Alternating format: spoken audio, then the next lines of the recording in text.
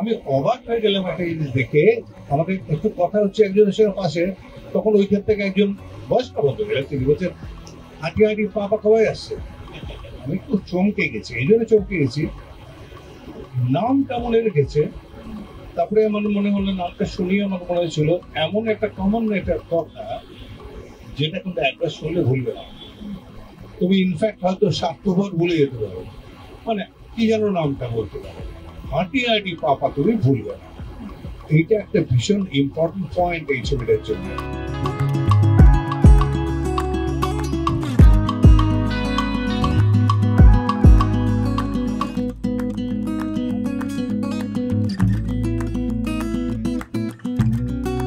সকলের প্রিয় চিরঞ্জিত চক্রবর্তী, এই দুরন্ত বাবা, শুধু বাবা তো নয়, মানে দুরন্ত বাবা, মানে শিশু সুলভ বাবা। শিশু সুলভ না এর কি কোনো খারাপ ভাষায় বলবো? হ্যাঁ, ভালো লাগে, খিচখিচে বাবা। আর যেটা অ্যাপারেন্টলি মনে হবে যে এর থেকে খারাপ বাবা হয়। সব সময় মেয়ের পেছনে লেগে থাকে, মেয়ে যা করে তার উল্টোটা সে বলে। অথচ সেই মেয়ে, যে মেয়ের সঙ্গে চ্যাম্পে যখন প্রথম আমার দেখা হয়, তখন ওকে দেখে আমার এত গর্জাস লেগেছিল যে তারপর থেকে ওকে আর ওর নাম ধরে ডাকি না, আমি গর্জাস বলেই ডাকি। তো সেই একটা অদ্ভুত এক্সপিরিয়েন্স। লোকে অনেক নিন্দু করে অনেক রকম কথা টথা বলে, কিন্তু আমার মনে হয় দেখেছিস আমার থেকেও দজ্জাল কেউ আছে, বুঝতে পারছি আমি যা খিচখিচে তার থেকেও দজ্জাল কেউ আছে। এটা আমার সাথে আমি যখনই কথা বলি কেউ একটা মাইক বন্ধ করে দিতে চায়।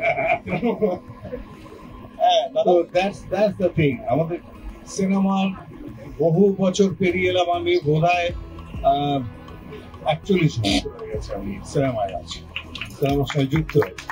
এতটা লম্বা সময় ধরে এতগুলো জেনারেশন আমাকে সহ্য করছে, এইটা সাংঘাতিক ঘটনা। এখনো আমাকে কাজ দেয় এই ইন্ডাস্ট্রি। তো সেই কৃতজ্ঞতা আমি কি করে জানাবো, কাকে জানাবো বুঝতে পারি না, আমার ভাষায় নেই সেটার জন্য।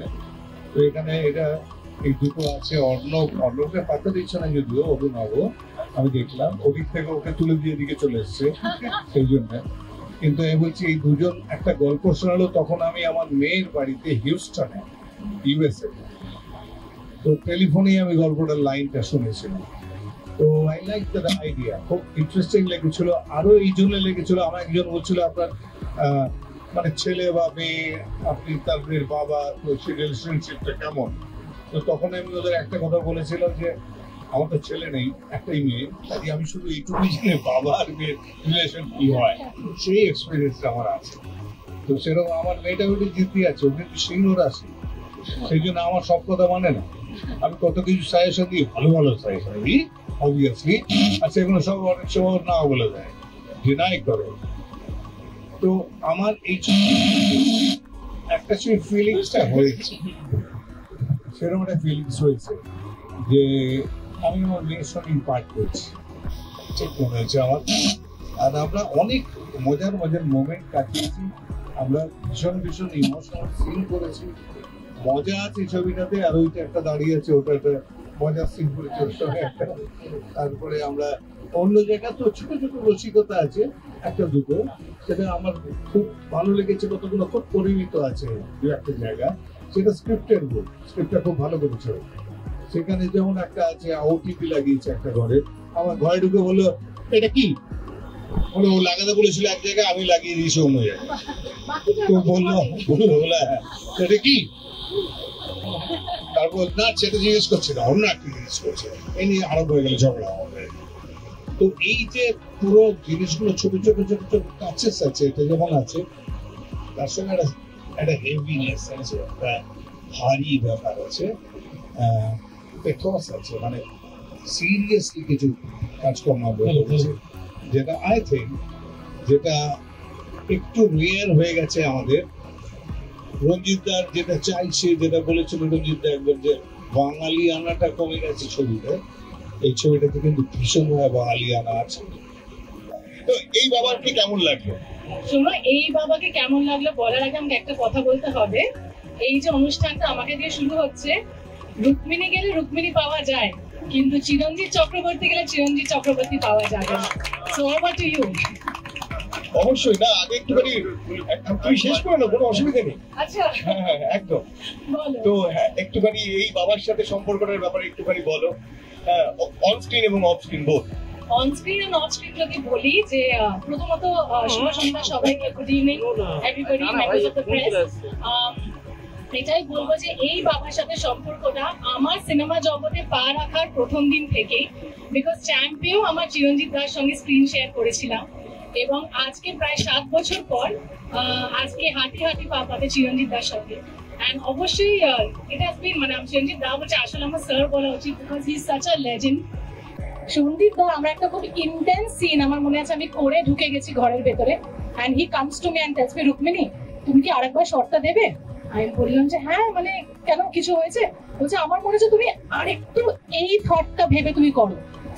So you know, he made me do that shot again, and আমাকে এটা তুমি কিন্তু কিছু মনে করে আছে না, না আরে তোমার মতো একজন, হ্যাঁ মানে ভীষণ ভালো এই যে গিভিং নেচারটা। শুধু যারা এখানে এই মুহূর্তে মঞ্চে উপস্থিত আছে তাদের কথা না, আমার মনে হয় অঞ্জনা দি, তুলিকা দি, যারা equally important pillars of this film, তারাও এত সহযোগিতা করেছে, এত মজায়, এত ভালোবেসে ছবিটা করেছে, সেটা না বললে না। এবং অনেক তোমাকে নিয়ে তো আমি বলবো, তার আগে আমাকে পাশ থেকে একজন বলছে সবাই শুধু ডিরেক্টরে ভালো বলছে, প্রডিউসারকে বলছে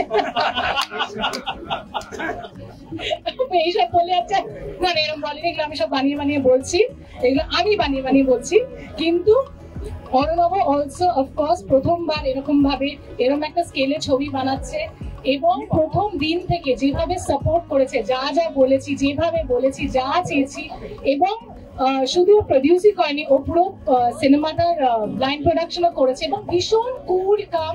I have to say this, এই প্রথম সিনেমার সেটে আমি কাউকে চিল্লাতে শুনিনি, এবং আমি পুরো গোটা সিনেমাটা করে ভাবলাম হয়ে গেল। অ্যাকচুয়ালি বাবার মেয়ে চেয়েছে সবচেয়ে বেশি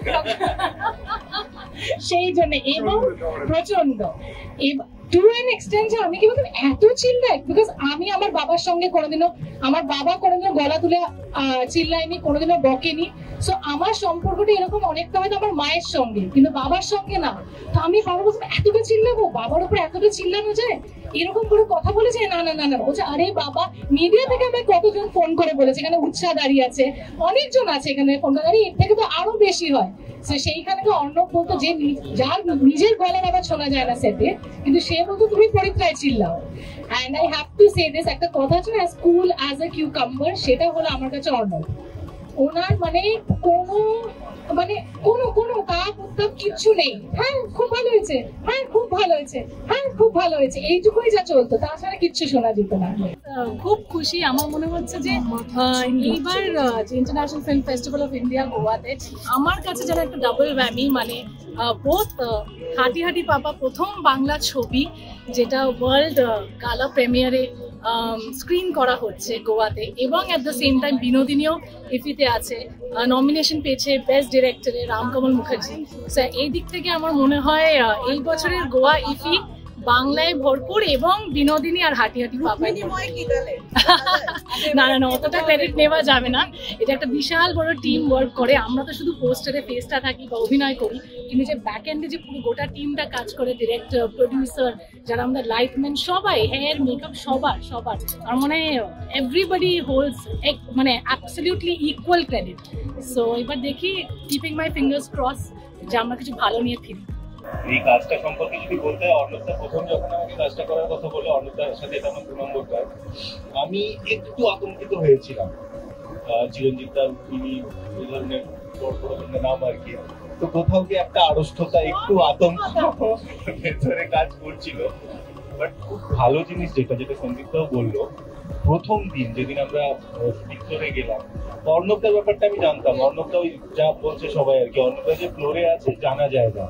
তো ফার্স্ট কাজটার সময় খুব অদ্ভুত একটা লাগছিল যে সবকিছু ঠিক হচ্ছে, কোনো তো রিয়াকশন আসছে না, কিরকম কি আমাদেরকে গিয়ে খোঁচাতে হয় অর্ণবদাকে যে অর্ণবদা কি হলো, ঠিকঠাক হচ্ছে।